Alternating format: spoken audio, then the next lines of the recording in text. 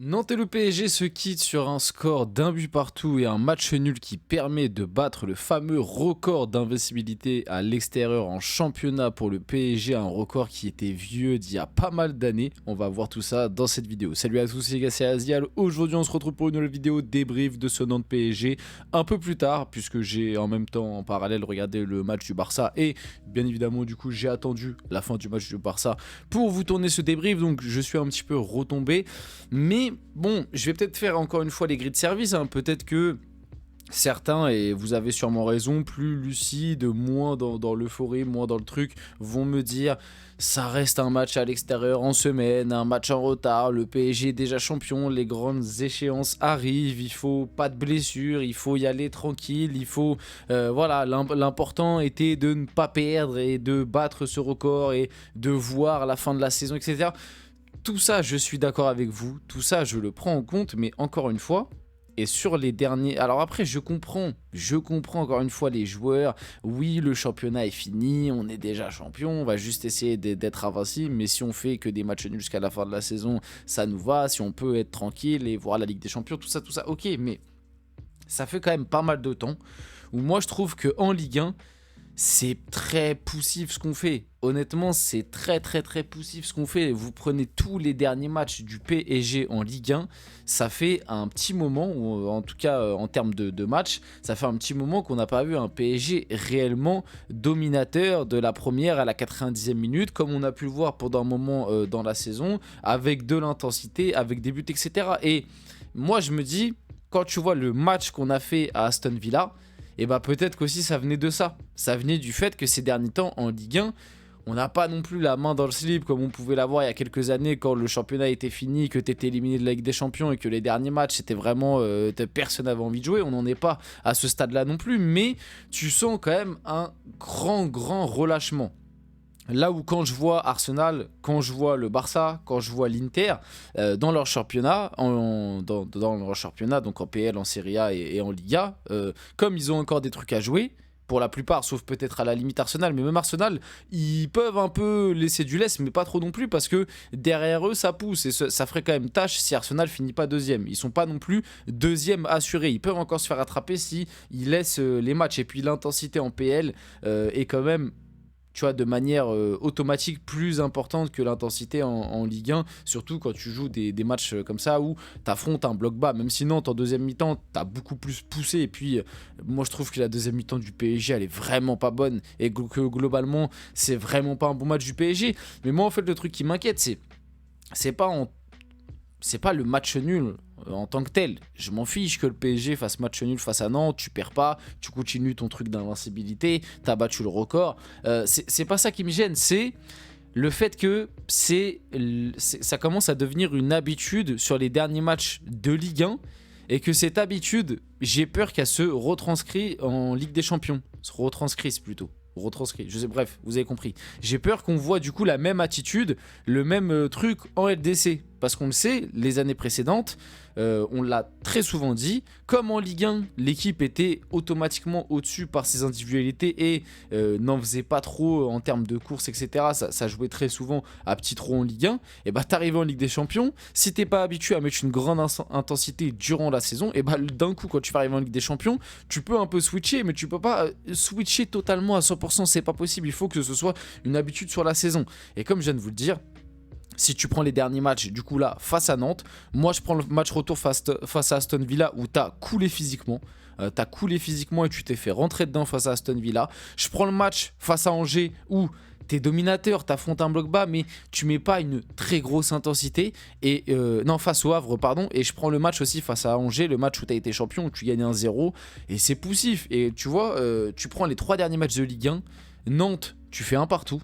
Et là, on parle d'équipes bas de classement. Les 3 derniers matchs de Ligue 1, c'est des équipes bas de classement. C'est des équipes où tu es censé... Bon, après, ok, c'est des blocs bas, configurations différentes, etc.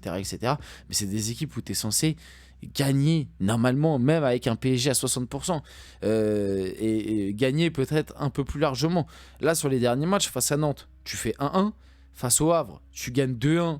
Et encore, tu peux te faire reprendre, même si tu as des occasions et tout, mais tu peux te faire reprendre. Et face à Angers, tu gagnes 1-0, très poussif aussi. C'était le match du titre, etc. Certains turnovers avant le quart de finale aller, si je ne me trompe pas. Mais voilà. Et globalement, depuis la trêve du mois de mars, là, avec les sélections, la Ligue des Nations, tout ça, les quarts de Ligue des Nations, moi je trouve depuis la trêve, en Ligue 1 en tout cas, le PSG, c'est vraiment pas dingue. C'est vraiment pas dingue. Parce qu'il y a le match face à Saint-Etienne où tu mets 6-1. Mais en fait, c'est parce que tu fais une deuxième mi-temps de fou furieux et que surtout en deuxième mi-temps, je trouve que Saint-Etienne a plongé par des erreurs individuelles, etc. Bon, après, tu fais aussi une deuxième mi-temps de fou furieux, mais à part ce match face à Saint-Etienne ou encore sur la première mi-temps, t'es bousculé de fou. T'es bousculé. Les autres matchs de Ligue 1, c'est ceux que je viens de vous citer. C'est Angers, où tu gagnes 1-0. Le Havre, où tu gagnes 2-1. Tu peux te faire peur. Et là, tu fais 1-1 face à Nantes. Et on le voit, hein, toutes les équipes que je viens de vous citer, c'est que des équipes du bas de classement. Alors là, on va affronter Nice vendredi. J'ai hâte de voir la compo, j'ai hâte de voir comment on va jouer, j'ai hâte de voir l'intensité qu'il va y avoir parce que pour moi, face à Nice, qui déjà est une équipe plus sérieuse, même si ces derniers temps c'est un peu moins bien, ils sont bien plus haut classement, je pense que Nice viendra peut-être avec un bloc un peu plus haut sur certaines phases de jeu en tout cas. Reste à voir, surtout que Nice, c'est une équipe que tu n'as pas battue à l'aller. Tu avais fait 1-1. Et d'ailleurs, cette année, le PSG en Ligue 1 a souvent du mal face aux mêmes équipes parce que face à Reims, qui est quand même au fond du trou cette année, hein, tu fais 2 matchs nuls. Face à Nantes, là, tu fais 2 matchs nuls aussi. Voilà, tu vois. C'est pas. Et face à Nice, tu avais fait match nul à l'aller. Est-ce que ça veut dire que tu vas encore te refaire bousculer au parc et que tu vas refaire match nul? On verra, mais ouais, après, comme je vous l'ai dit, je comprends, il y a la peur des blessures, les grandes échéances en Ligue des Champions, la double confrontation face à Arsenal, le fait que le championnat soit plié, tout ça, il n'y a pas de problème. Mais je trouve quand même que sur les 2-3 derniers matchs, et comme je vous le dis, hein, je mets celui d'Aston Villa dedans, parce que pour moi, celui d'Aston Villa, sur la deuxième mi-temps, tu as complètement lâché et tu t'es fait bouger. Heureusement que tu as repris un petit peu le dessus sur la fin de match, mais tu as eu une période de 20 minutes où tu étais dans la machine à laver, et ouais, physiquement, on a senti que tu t'es fait rentrer dedans. Et peut-être que c'est parce que les derniers matchs de Ligue 1, physiquement, je trouve que on n'y va pas à fond. Voilà, il y a un relâchement. Il y a un clair relâchement. Et d'ailleurs, le but qu'on prend là face à Nantes, bah, c'est clairement de la suffisance. C'est Vitinha qui dribble. Alors, il s'en sort bien et tout. Beau dribble sur le penant, beau jeu de corps, etc.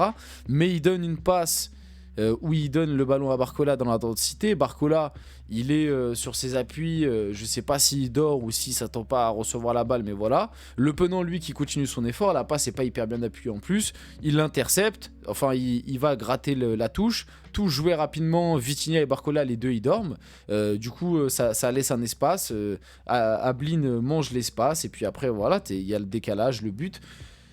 Tu vois, pour moi, c'est évitable et c'est des trucs qui, je suis quasi sûr, il y a 3 semaines, un mois, juste avant la trêve ou même à ce moment-là, bref, c'est des erreurs que le PSG n'aurait pas faites.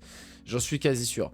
Et c'est ça, en fait, qui m'inquiète pour la Ligue des Champions. Alors après, oui, le physique, les blessures, tout ça, je prends en compte, ne vous inquiétez pas. Bon, la domination, voilà, globalement parisienne, parce qu'on a eu beaucoup de possessions. Nantes a joué un bloc bas. Et en vrai, Nantes fait une meilleure deuxième mi-temps, fait une bien meilleure deuxième mi-temps. Bon, au niveau des stats, t'as 1,78 XG à 0,50, 75% de possession à 25, pardon. Dès la 60e, il y a eu 4 changements. Tu sens que c'était des changements calculés qui étaient prévus avant le match. Donc Gonzalo Ramos, Désiré Doué, Pacho et Barcola qui sont rentrés. Et Mayoulou qui est rentré un peu plus tard. Niveau individualité, encore une fois, les tops à ressortir de ce match, moi je ressors Beraldo. Moi j'ai énormément aimé le match de Beraldo. Franchement, je trouve qu'il a été très bon derrière. Limite, je trouve que ça a été le meilleur derrière. On a eu ensuite, qui je peux ressortir en top, Vitinha, Fabian Ruiz. Vitinha pour son but, mais Vitinha, je trouve, en deuxième mi-temps, il s'est un peu éteint. Et pour moi, en plus, il est fautif sur le but qu'on prend. Donc ça, tu vois, ça fait pencher, ça rééquilibre un peu la balance. Mais bon, il est quand même buteur, voilà. Allez, Vitinha et puis Fabian Ruiz, à la limite. Parce que après le reste, moi je trouve ça a été plus compliqué. Hein. Likangin ailier droit, moi je suis pas fan. Je suis pas fan, moi je le préfère au milieu de terrain ou à la limite en faux neuf. Dembélé, on n'est pas sur un grand match, pas nul mais pas grand match. Kvara, moi j'ai pas aimé son match du tout. Joao Neves en latéral droit, c'est vrai, a fait le taf. Il était latéral droit à la place de Zaïre Emery. Zaïre Emery, moi encore une fois, j'ai du mal. J'ai énormément de mal avec Zaïre Emery en ce moment. Je trouve que sa saison est globalement pas dingue. Marquinhos, c'est bien, c'est bien. Même si à un moment il s'est fait envoyer par Simon, il m'a fait un peu peur. Nuno Mendes, j'ai rien de plus à dire. Donnarumma a pas été inquiété. Sur le but, il peut pas faire grand chose. Enfin, si, il en sort une belle sur Castelletto quand même. Puis après, les entrées, voilà, franchement, les entrées, à part Désiré Doué un petit peu, le reste des entrées, ils sont rentrés. Bon, j'ai pas vu de changement, j'ai pas vu d'implication spéciale. On finit la vidéo là-dessus. J'espère que ce débrief vous a plu. Si c'est le cas, n'hésitez pas à liker, commenter, partager, vous abonner, les gars. C'était Aziel. On se retrouve très rapidement pour une prochaine vidéo.